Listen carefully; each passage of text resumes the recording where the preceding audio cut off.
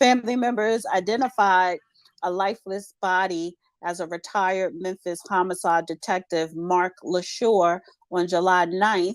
Officers responded to a call at 8 a.m., and the victim was pronounced dead at the scene. LaShore served in the U.S. Army for 10 years as a military police officer and joined the Memphis Police Department in 1992. He retired in 2021 and went back to school to earn his master's degree. He was also a respected mentor in a local community. When the city dedicated a street to former middle school football coach Shirley Yvonne McCrae, LaShawn told the local news he was inspired to create a better way for the youth. We are starting a nonprofit for this neighborhood to try to get these kids engaged, get them away from gun violence, and pick up a book. We fought with our pen and paper. We didn't fight with fists and guns. Another Memphis activist, Amber Sherman, pointed out an interesting fact on Twitter after LaShore's death. She says retired Memphis police officer Mark LaShore, who was outspoken against the Memphis Police Department after the murder of Tyree Nichols in national media outlets, was allegedly found murdered in his front yard this morning. The activist also revealed that the discovery of LaShore's body came days after the city of Memphis filed a motion to dismiss a $550 million civil lawsuit in Nichols' death. An example of LaShore speaking out against the department came in a January interview with NBC News when he told the national news outlet that the police department didn't have enough senior staff members to train the new officers. He told the New York Times pay cuts forced many of the department's veterans into retirement. Rookies were getting put on specialized units where they had no business being. So now he's dead. And an activist is... Oh, your phone is breaking up, Judge. Your phone is going in and out. You must be walking in the house or something. Well, sitting still on the driveway, there is absolutely no connection between the lawsuit and what happened to him. That's just media speculation.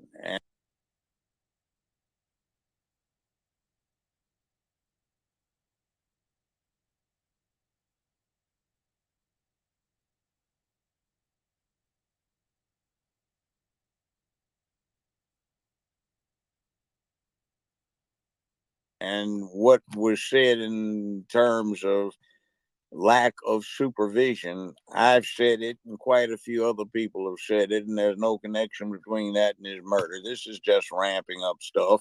Let's see what homicide comes up. No connection between that and his murder. This is just ramping up stuff. Let's see what homicide comes up with. We've got one of the better homicide squads in the country here in Memphis. So let's see what develops rather than speculating, because this is just trying to inflame stuff. There is no connection between this lawsuit and what happened to this man. There are many others who have said the same thing, and one of the big problems that we do have is there is zero morale on the police department, and there is ineffective or incompetent command authority from the top down. Next thing is there is a problem with senior staff getting out of the picture because they're just kind of tired of it. And things like use of force are not being taught in the classroom as they should, but on the job in squad car, which is the wrong place to instruct on such vital things. So let's wait and see what happens.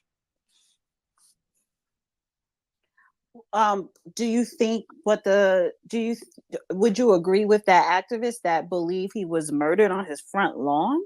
Well, he might have been murdered on his front lawn. We have 691 families that have lost people in the last 25 months in Memphis. Memphis is the murder capital of the United States. And nobody in this town is immune from the threat to life or limb. So I want to hear more before I make any kind of connection. Plus, if there is any kind of connection, between what he said and this Tyree Nichols matter, then a whole lot of people are in jeopardy. And it's typically something else going on, from just rank stupidity to somebody not liking something else, or somebody being a holdup victim. So this Right. is just speculation. There is not one shred of connection that can be developed at this point in time between the Tyree Nichols situation, what this man said, and what hundreds of other people are saying. Thousands, really. Mm-hmm. So Um, I'm not buying it. You're running for mayor of Memphis, Tennessee. Everyone, I will be putting his information in the Jumbotron, his website. Go and sign up and donate and support Judge Joe Brown for mayor of Memphis. You just came from a meeting with local gang members today, this afternoon, right? I met with street people. Yes, I did. Some young Yeah. activists in the community, and they're not your usual boule activists either. They're well connected. All right, so we're gonna broker some peace in this town. Right. And I mean, and this police officer, LaSure, he had a nonprofit organization for the neighborhood to get kids engaged and stay away from the gun violence and gangs and stuff like that. So, for this man to end up dead on his front lawn, whether, murdered or not, it's a lot of unanswered questions I feel as though that need to be answered. And Yeah, like, they do, but I'm not gonna get into this trite speculation about what if. There is no connection. See, the bottom line is it's not even gun violence. I was just passing on something driving down the road. They've had almost 3 times as many people killed on the highways around here than have been killed in Memphis in the last 2 years. The other thing is, it's not guns. It's not gun violence. It's the lack of character that leads to general violence. So let's get that straight. Guns don't cause the violence. It's the lack of character.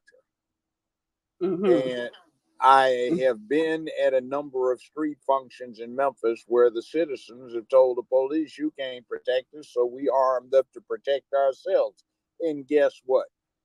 The violence dropped spectacularly when the ordinary citizens armed up and started doing citizen patrols, which is something that I'm going to push as mayor, which is involving the citizenry and policing its own neighborhoods. There is a militia function that can be evoked, and it doesn't have to be a crank thing, Proud Boys, or something like the Klan or anything like that. It can be ordinary people. And where we have that in Memphis, it works.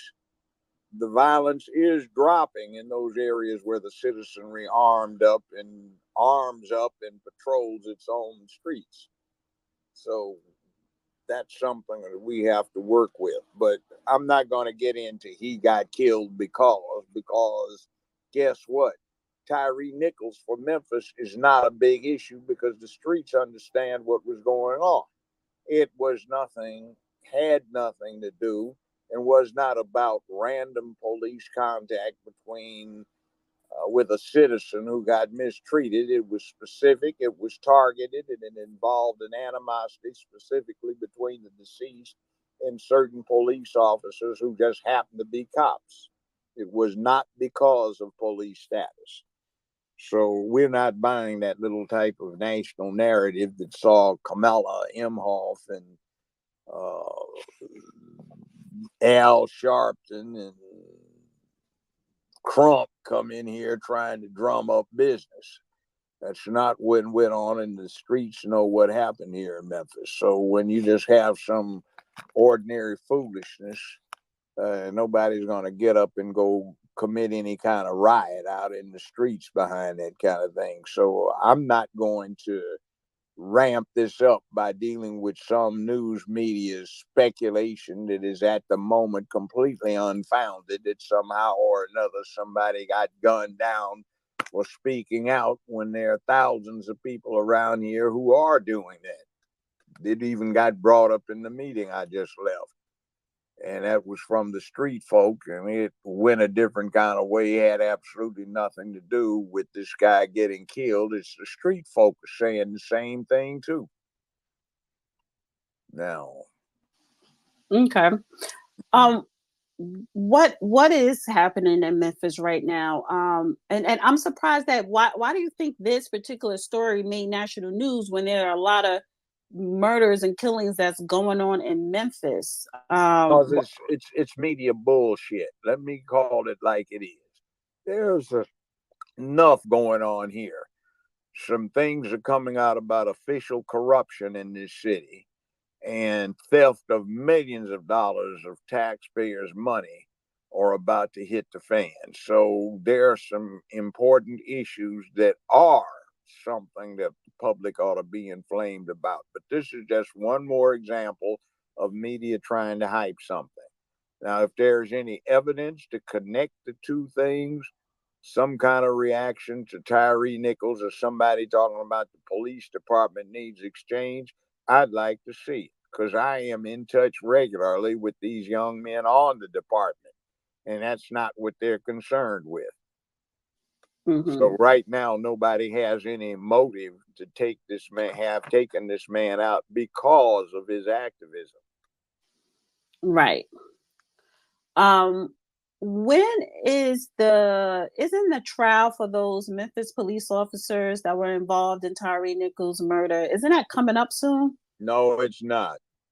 Really? So what is going on with that case? This is the fifth largest criminal jurisdiction in the United States, and it only has 10 criminal court judges, so they're very much worked. They've got heavy loads, and the prosecutor's office is getting back up to speed because we've got a newly elected DA who turned the last crook out. Her name was Amy Wyrick, probably the most crooked DA in the United States, according to reports and findings by the state Supreme Court. So we've got a new regime in. It's getting up to speed, and we will see what happens. But I was a judge for a long time in this particular jurisdiction, practiced criminal law in this jurisdiction a long time, and there's not going to be any trial coming up immediately or soon. So we will Mm-hmm. see what's going on. There is a $550 million lawsuit that Crump filed, and there are a number of issues in there that need to be resolved through the courts, and it's not helping things out that the chief that we just got, who came in under a big dark cloud, and the clown we've got for the current mayor, who is just inept and incompetent. His name is Strickland. His nickname is Pillsbury Doughboy. Mm-hmm. And they act like they're trying to get a cut of the action with the way they were trying to concede liability on the city's part. So we'll see. And as I've said, it does not appear to have just been random police misconduct. This was targeted, and everybody that was involved, including the victim, was involved personally. So we'll see what's going on. Well, if I wanted to assume or speculate, maybe it had nothing to do with what the media is trying to say, him speaking out against the police department. Maybe, drug bust gone wrong. No, maybe what it is, in fact, most likely, is it's when you're in Memphis right now, your life is in your hands and people are dying for no good reason all over the city. This is Mm-hmm. just a coincidence, it looks like. This is just somebody that happened to be in the wrong place at the wrong time in the city of Memphis. Maybe there is some animus coming up from past activity. Being a criminal court judge, lawyer who handles criminal cases, a former prosecutor, an ex cop, retired cop. These are not safe statuses to have. So Right. we'll That see. makes And also, it's not safe just being a citizen in Memphis and being in the wrong place. well, like I said, you're running for mayor of Memphis. I put his Cash App and website links in the Jumbotron, guys. Please go and support and donate. The luxury of Twitter space is to have people throughout this country um, donate and support, even though you can't vote if you don't live in Memphis. And if you do live in Memphis, or you know someone that live in Memphis, tell them to reach out to Judge Joe Brown campaign and volunteer their time, the canvas or whatever the campaign needs. But most importantly, it needs your financial support. So please donate. Um, you was going to say something. Tell people, and please tweet this space out. One thing, amen on what you just said, but this is going to stop. And as a matter of fact, this meeting I just left was dedicated to the subject of stopping it. The people in the streets want to broker some peace. That includes the OGs and everybody else. So we've got children 13 through 16 who are out of control, and we've got to rescue them. But this is going to stop. But let's not hype stuff up trying to generate some kind of street reaction or somebody's hyped up reaction to it. Let's just keep it real. So anyway, with that, I'm going to back out of any further comment on it. Let me ask you this though about your campaign. Are you the only candidate and person and are you the only one out of the people who are running for mayor and even the people who are currently in office that actually take the time out to speak to gang leaders or gang members and the youth? Are you the only one doing that right now? Yes, the rest of them are scared of it. They had a street festival on Tate Street, which unfortunately is the locale for more shootings than any other location in Memphis. Well, the citizens said they're tired of the violence. The police can't protect them, so they armed up, and that violence has stopped. Well, we had a street festival there last month, and several 13 through 15-year-olds showed up with pistols stuck down in the front of their pants. The sheriff turned his eye to it, acted like away from it, acted like it wasn't happening. He was standing up there looking uptight in a uniform with an armed deputy in a uniform. I'm the one went over and spoke to the kids and said that wasn't going to happen. You got to go. And some of the armed community members accompanied me, and we got the message across. It's no time for this. This is the wrong way. We do not tear our hoods down. That's not being Robin Hood when you screw your own hood. So the sheriff himself just turned a blind eye. He was disproving of the armed citizens, but didn't have a damn thing to say to the illegally armed children. But I did. So Right, because the gun violence, not gun violence, violence. violence. Go ahead. Yeah.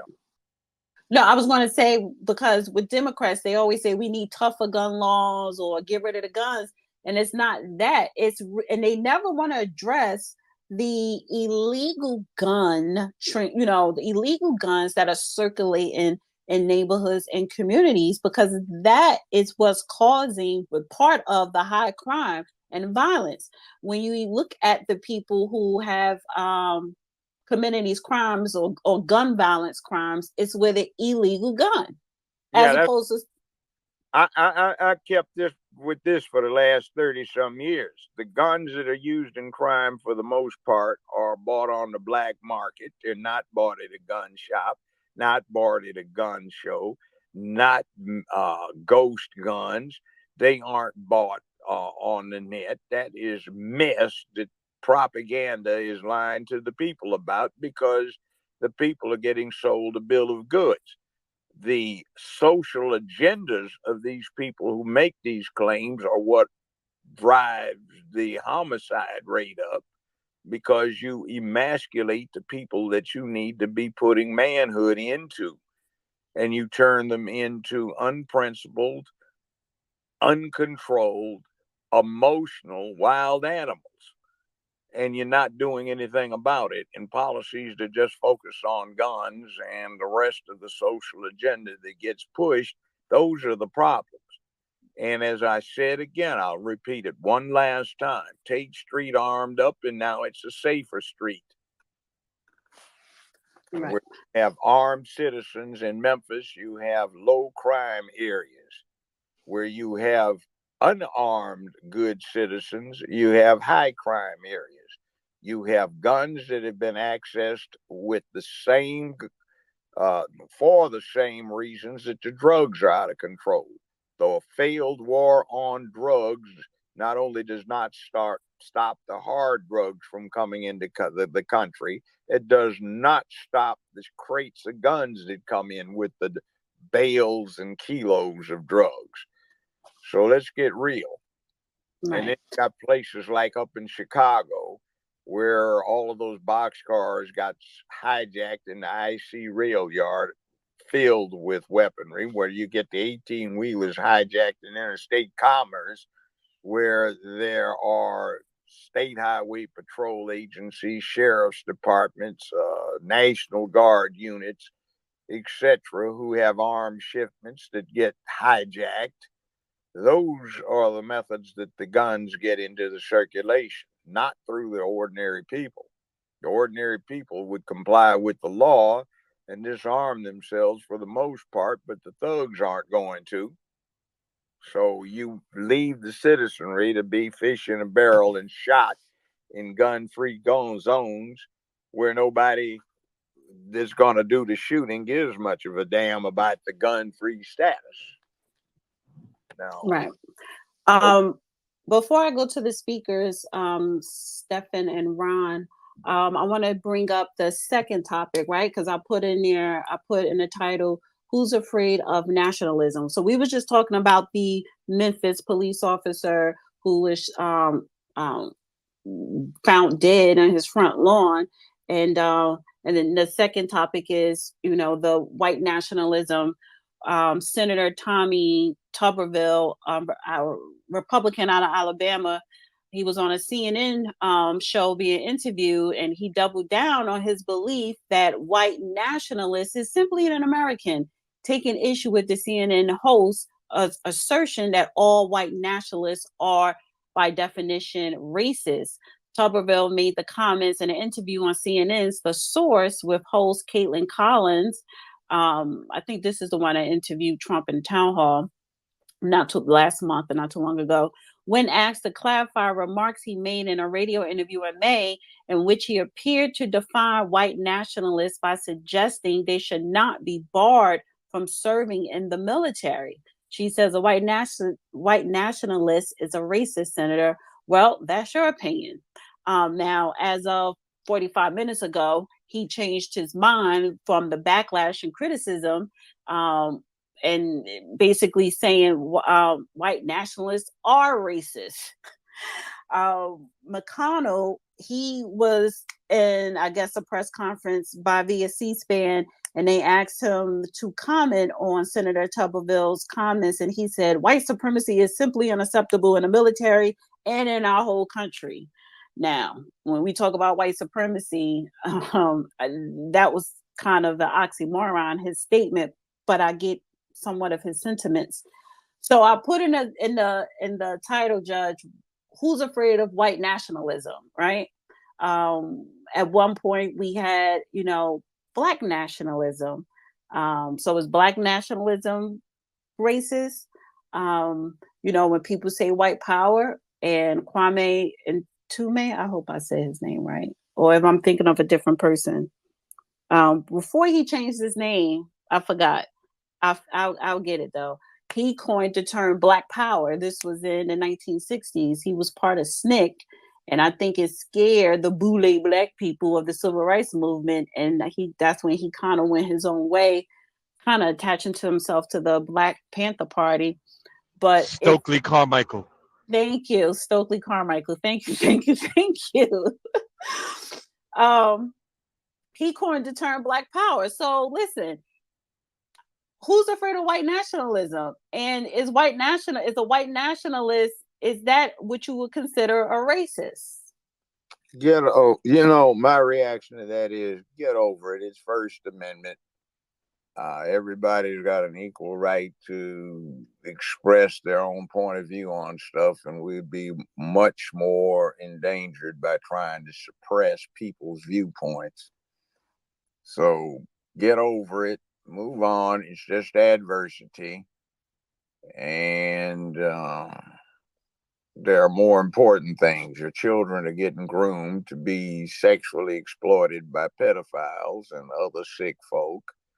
They're trying to emasculate the country, which is a poison that will produce more of the violence I'm trying to prevent, because masculinity is that enculturation of male youth with the precepts of duty, honor, obligation, responsibility, accountability, being courageous and brave when necessary, and men of public peace, dignity, and order otherwise. So we need to worry about those fundamental things like that rather than somebody's limited point of view, which, if it has any negative consequences, an acceptable collateral consequence of a more important thing, which is the First Amendment. That's my opinion. But anyway, I pass the mic. I want to go to Shepherd Wolf, and then Ron, and anybody else want to request to come up and speak, please do so.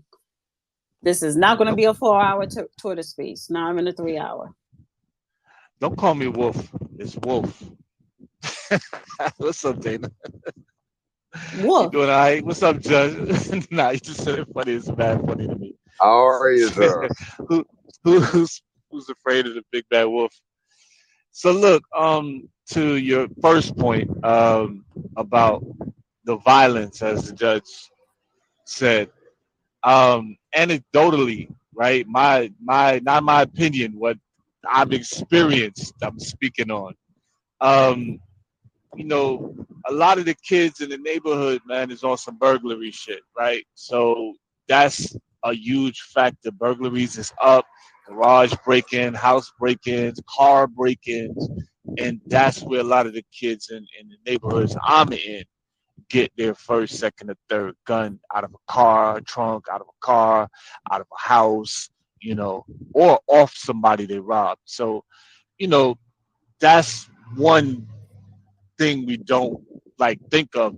Burglaries is a big factor in the illegal gun trade. But I agree with Judge. I don't think gun shows are really, doing that much damage to, and it will damage people more to take away their Second Amendment rights in being able to, trade and have a hobby with guns. I mean, guns are just a possession at the end of the day. And I own a lot of guns, so I love my guns, and I want nobody to take them from me just because there's some bad actors. But with that being said, I've been involved in municipal government where we've done gun shows, we've done gun buybacks, and the law was written to benefit the gun stores, and the guns that we got from the community in the buyback went to the gun store and got sold again into the street. So it was like, sand at the beach. You throwing sand at the beach and the tide keep taking it. You're not making any progress with gun buybacks. So I'm not a fan of gun buybacks. I think they're stunts. If you see a gun buyback program, you have to look at the legislature and see where those guns go after the buyback. I have firsthand knowledge, not anecdotal, not my opinion, of police officers getting their hands on the gun buybacks and doing whatever they do with them, keeping some, trading them, whatever. They just have access to a really unregulated buyback situation. Also, the legislatures in your city, your state, that float down to your municipality, they have a lot of control over what happens with those gun buybacks, because that was we thought it was a great tool to get to be out there, bring some car seats training, bring some car seats, do some children ID, the fingerprint for the child in case they go missing, interact with the community and the housing authorities, and buy back guns at the same time. But it didn't work out that way in our favor in a few of the instances, and we stopped doing it.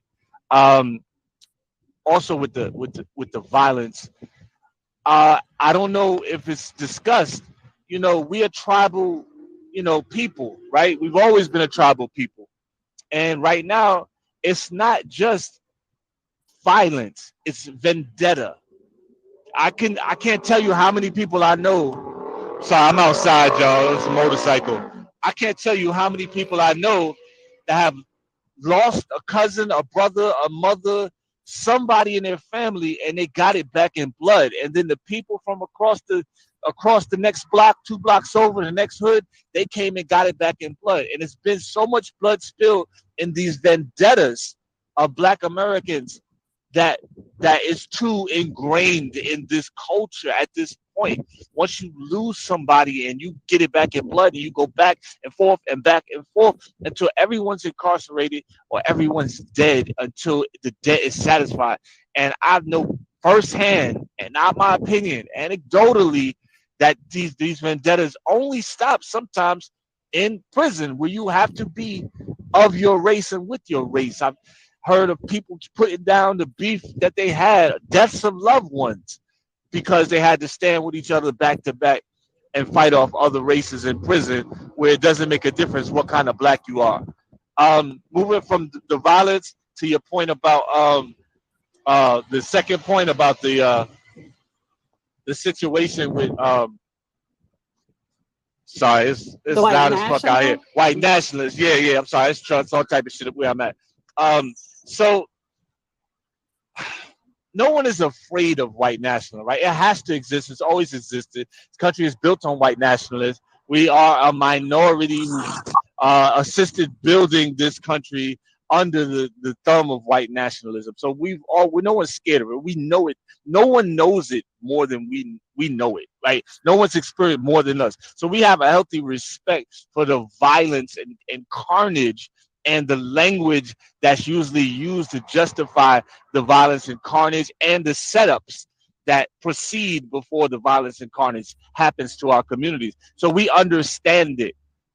With that being said, who in our race and our community is going to stand up and be armed and come out in these instances when white nationalists are forming their cadres and arming up and getting, letting their nuts hang? That has to be somebody. Well, it's been in my family black nationalists. Like, we've come out. We were out in Charlottesville when they came out. We came out, and they come out anywhere they come out. Some of us come out, and then we go to their strongholds like Stone Mountain. And it may be a stunt. It may be just us saying we are not afraid of black nationalism, and we will fight fire with fire. It may be that brother who this is the anniversary of that brother who just shot up Makai, I think his name. He just shot up all the police on that rampage. He's a black nationalist, and he just got pushed too far. The bald-headed brother in the camo suit who had this in Cali that had the shootout with the police over racism. He went too far. He killed women. But again, that's a form of black nationalists. The backlash, the violence that we inflict on them in retaliation has to happen. It has to be a part of the conversation, or the politicians couldn't do what they do. There has to be both sides of a race. You can't just have arbitrators and reverends and shopkeepers. You have to have soldiers in the race. And that's what black nationalism is to me, and has been to me and my family. So I'll land with that. All right. Well said. Interesting.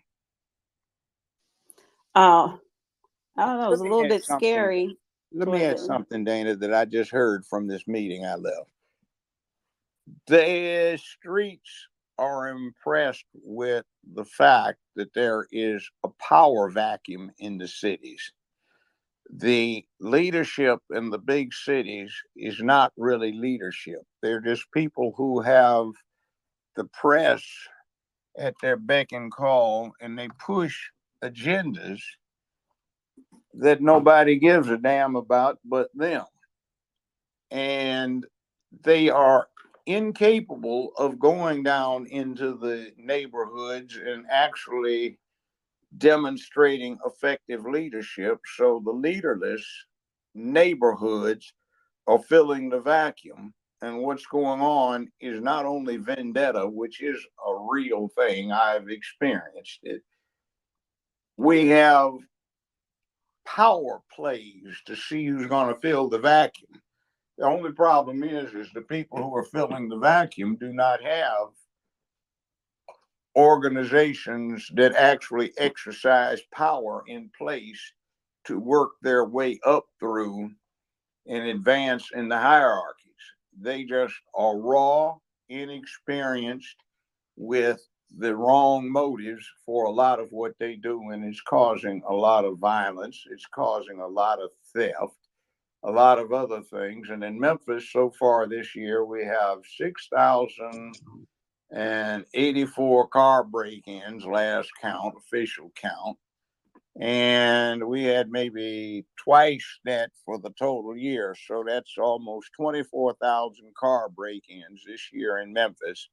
And the main target seems to be getting guns that people leave in their glove compartments or center consoles when they obey the law and they encounter a restaurant or a business establishment that says no guns allowed.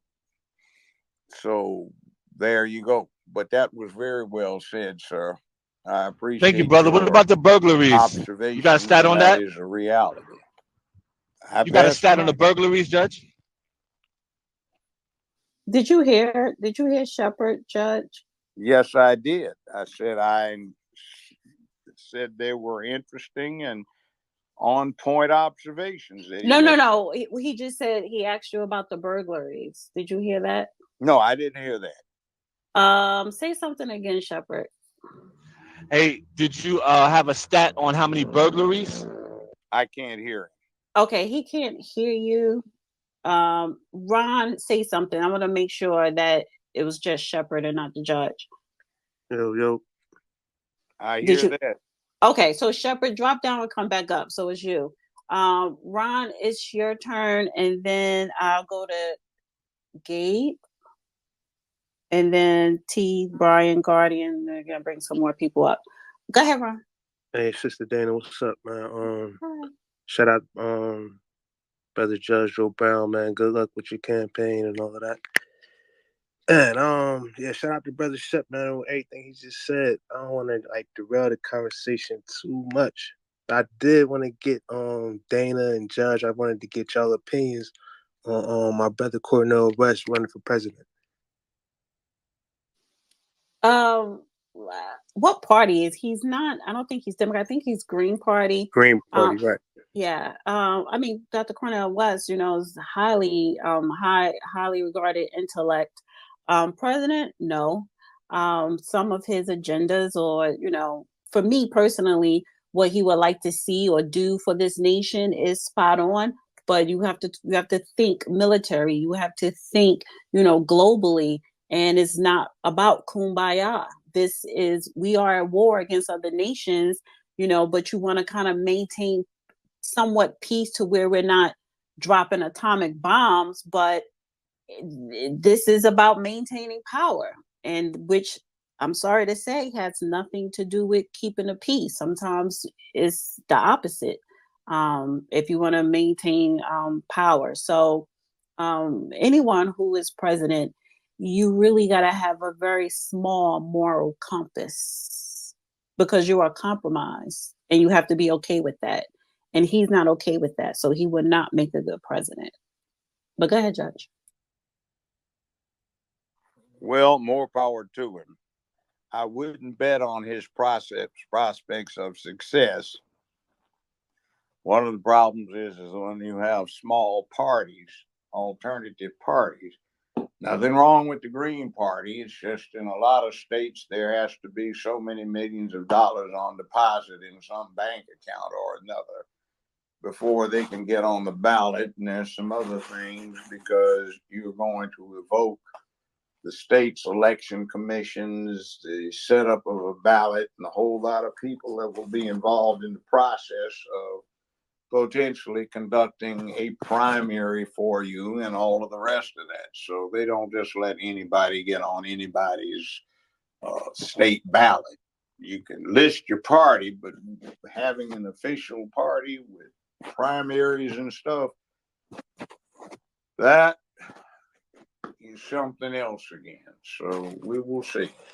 Good luck to them. But I mean, I don't make any comment because, first off, I really haven't got into what he's saying. So I don't know.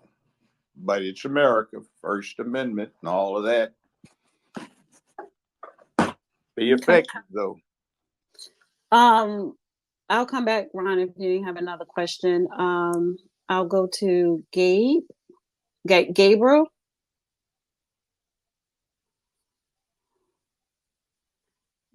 Gabriel, Chicago. Unmute. We can't hear you. Okay, thank you. You just want to come up. Yeah, that's TASDN, the Transatlantic Slave Descendant Network. Okay, go ahead. So, who is it? In regards, no, not you. TEE, that T. TEE. You were next. How y'all doing? Hi. America. How y'all doing? Hello? All right. You have the mic. Yes, sir. Go yes, ahead. sir. Yes, sir. I was ordering food. Y'all caught me off guard. I got a question. That 1.6 or $7 trillion we spend annually with non-black businesses. How can we get that geared back towards us? Stop buying Nikes and Adidas and weird clothes, and stop spending it on frivolity and start paying attention to how economies work.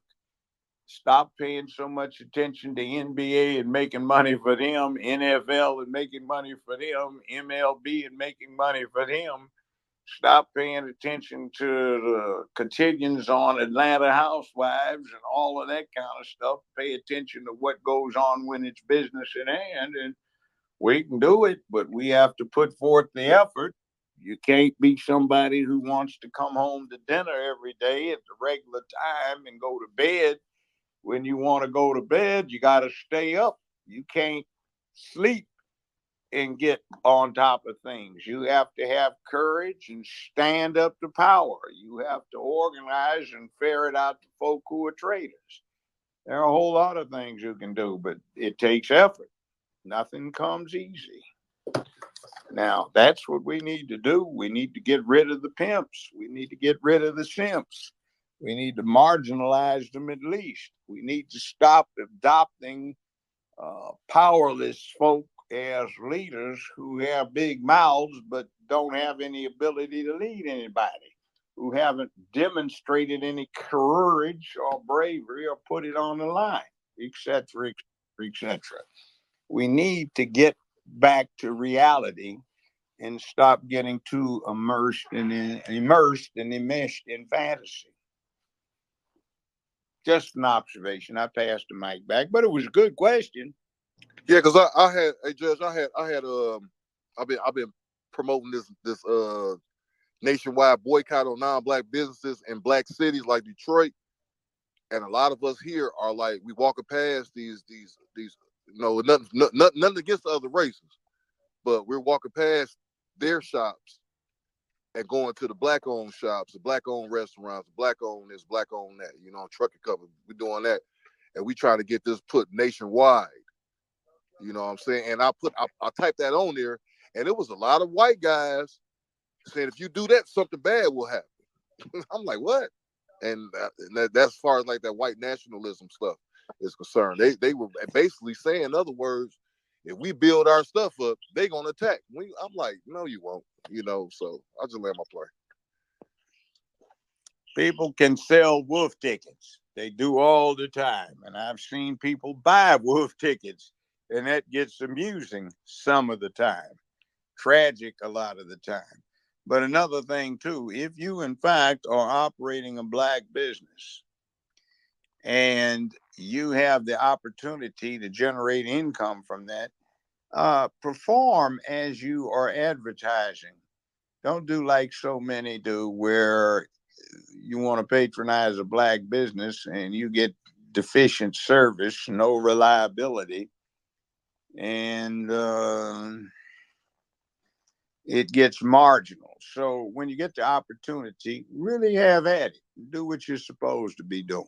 That too, and prepare and encourage the kids between kindergarten and 12th grade, while they ought to be sitting on one side of the table, kitchen table, doing homework, to really go at it so they can provide a new generation of doctors, lawyers, businessmen, scientists, technologists, engineers, mathematicians, and such like. So we can, in fact, run stuff the way we would like to run it. This is the 21st century. And trying to go back to new Stone Age scratch farming is not going to get it. Pass the mic. Brian, and I hope, Brian, you don't have that thing on your voice. I'm not sure what you mean, thing on my voice. That, because that's not your real voice, Brian. Yes, ma'am. This is my real voice. Hi, I'm Brian. Hi, go ahead, Brian. Yes, this is my real voice. Actually, I have broadcasting in my background. Also, I worked on the radio, live on there for a good while. But Judge Joe Brown, I got to speak to you before. I'm not certain if you remember. I'm going to be quick. It was concerning the Dewey Decimal System, the First Amendment, and 2001, 2003, the Supreme Court case. Well, the reason why I'd mentioned it to you before, I was cut short. I was made to keep it brief, and I understand the hands. I brought a piece out from Time Magazine, an exclusive article from years ago. I wanted to ask if you remembered it and you would give me an opinion on the piece now. Please, sir, I beg of you. I beg of you. The piece was in 1989. I apologize. I promise you'll remember this. 1989. Swart Elliott released a piece through Time Magazine, The Media Business Advertising. Letters fly fast and furious as the two associations representing agencies and advertising square off.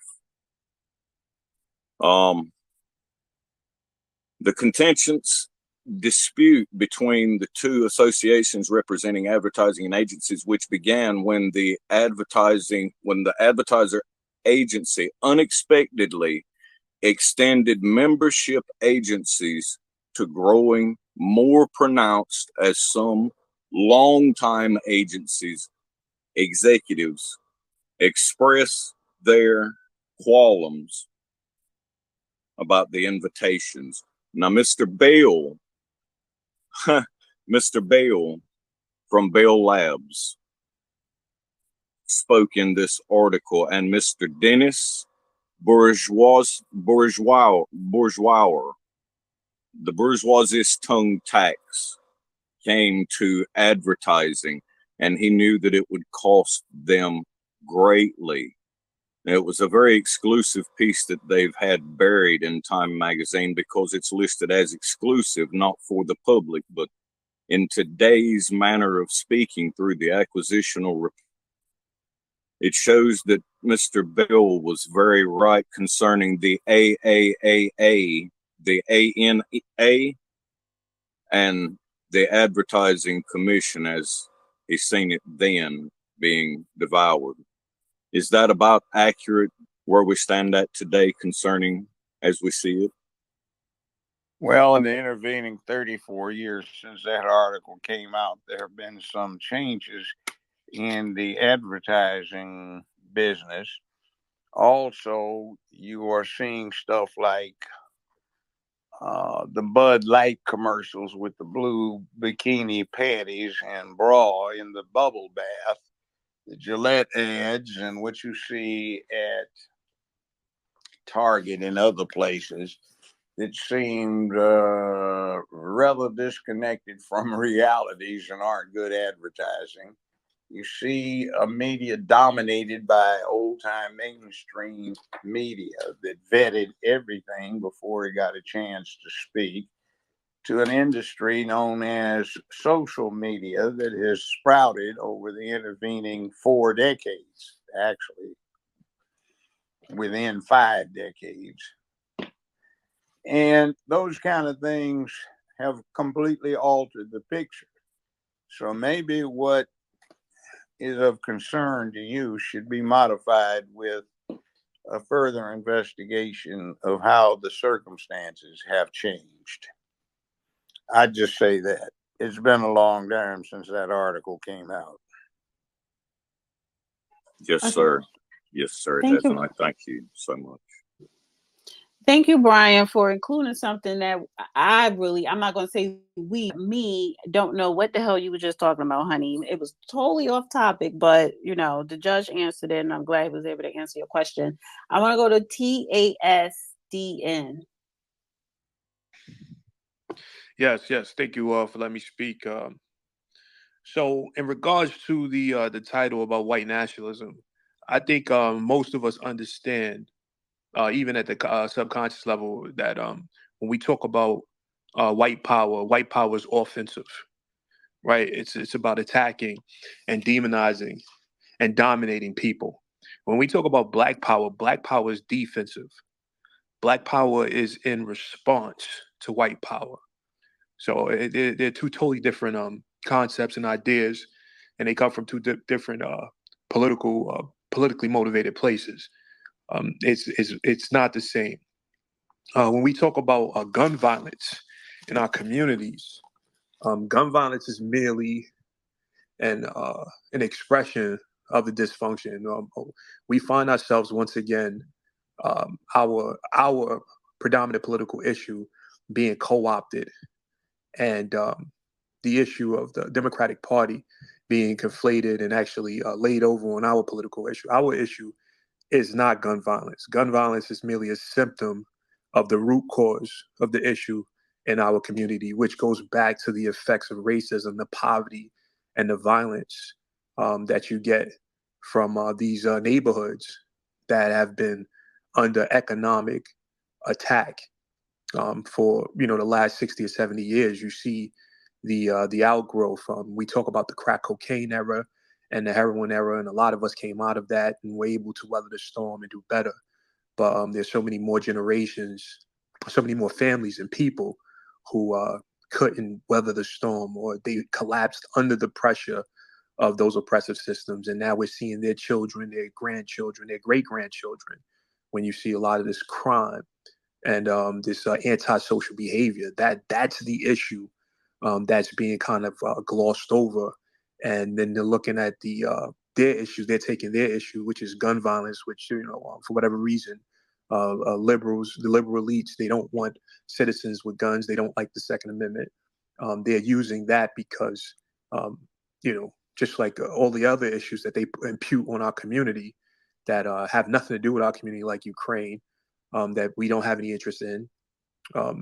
They use black faces and black mascots to push their issues.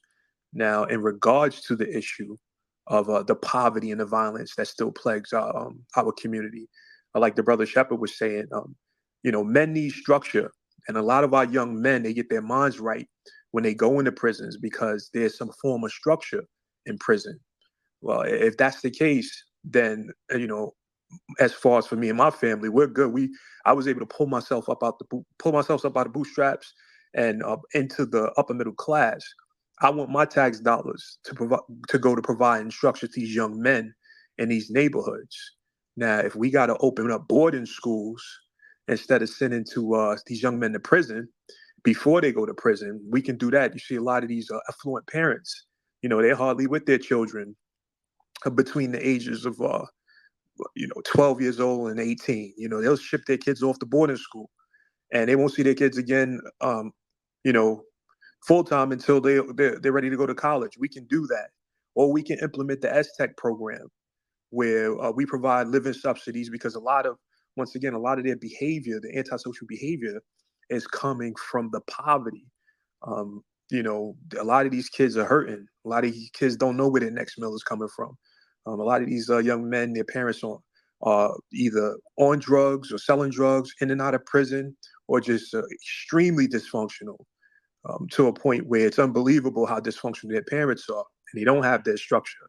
But if you can lift the burden of poverty by providing them with a living subsidy, so they don't have to worry about where the next meal is coming from, or the lights being turned off, and then you provide them with the therapy they need, education and counseling, and you do that for a period of between 5 and 10 years, then we'll see productive citizens coming out of that program, the STEC program, subsidy, therapy, education, and counseling.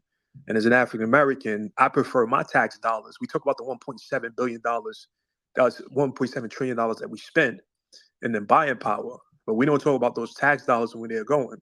If you can send $118 billion into Ukraine to fight a war that I have no interest in, that I could care less about, then you could take my portion of that money, my tax dollars, and you can either put it in boarding schools for these young men to give them structure and the acculturation that Judge Joe Brown is talking about, to teach them about violence, to maintain how violence is a part of masculinity, and they should accept it, but they need to control it and only deploy it in defense of the women, the community, and protecting their resources. And you can give them these tools and this structure they only need for the formative years between 12 and 18, maybe 10 and 18, 8 years. If we can send them to jail for 20 years, if we can send them to jail for 15 years, with $60,000 a better year, then we can set up these boarding schools for these young men, or we can implement an STEC program so that we can relieve the burden of poverty by subsidizing their living expenses, and make sure that we subsidize the therapy, the education, the training that they need to survive in the world and navigate these systems, and the counseling to overcome the abuse and the neglect and the antisocial behavior that they've experienced in these neighborhoods. And I'll leave it at that. Thank you. I appreciate that. Sounds good. The only problem is that the political party that black folk tend to support seems hell-bent on doing something totally different. Instead of having the schools you're talking about, the instructional thing to compensate for the lack of fatherhood in the home and the hood, we want to spend the time, money, and energy on having drag queens read to our children in school to groom and seduce them for sexual exploitation by sick pedophiles. So, et cetera, et cetera. We need to get on the stick down further stream to stop that. Well, I agree with what you're saying. Those are interesting observations. All right. I want a Guardian. Yes. Hello. All right. Can you hear me? Yes. Awesome. Okay. Thank you for allowing me to speak. It's always a great honor to listen, because I'm actually organizing some initiatives to address these violence issues. Now, basically, I am under the impression that if we continue to seek economic relief or economic policy to help us dig our way out of our problems, as the previous speaker just mentioned, I think that we will be waiting forever. Okay, in the 1960s and 70s, when a lot of the jobs went to the suburbs, basically black folk were millions of black men were unemployed across the United States. We were left by surprise. They created a welfare policy to quote unquote help us, but what it was doing was to actually separate our families. That's what we get. That's the kind of policy we get when we say, oh, we're in desperate need. So therefore, I believe that the solution, okay, is for us to create our own currency and economic flow. All right. Now, one of the simplest ways to do this is one method that is legal around the United States. It's called time-based currency or time banking. Okay, that's one way to begin the process. All right. And time-based currency, time banking is in use, has been in use in more than 300 locations in the United States, more than 300 locations in England and various places around the world. But in the poorest Black communities that need it the most, we don't do it. Okay. I'm in Baltimore City. Activists around here in the inner city, in the hood, they don't know what time-based currency is, but yet there's some white folk, right, in white areas, and they do time banking. All right, what I'm saying, but time banking is legal. It's protected by some legal, some legal history and so on. But our people tend not to use it. I think this is one of the ways to help create the relief and create the economic flow in order to create programs to help our young people and to give them the structure that they need. All right. It can start there. You understand? And then, of course, a more radical view, right? It's not radical. I mean, a more liberating view would be to actually create another type of currency that Black folk use and distribute it and use it around the world, And of course, if anyone wants to fight about it, then, it's always good to have a good fight. War is necessary for progress. But I just wanted to share with you that we have to create our own money, because if we keep relying on the white man to give us money, we're not going to have it to save ourselves. That's my point. Thank you. I didn't know if the judge you wanted to respond. Oh, well, I'll just direct you to Article 1, probably Section 8 of the Constitution on that. To make an observation, U.S. currency is currently the underlying monetary unit for the world these days, and it's backed up by the United States Navy with nuclear ballistic missile submarines hiding under the quickly diminishing Arctic ice. Check it out. See what you think when you do. Okay. All right. I want to go to Shepherd. Don't judge him, Joe Brown.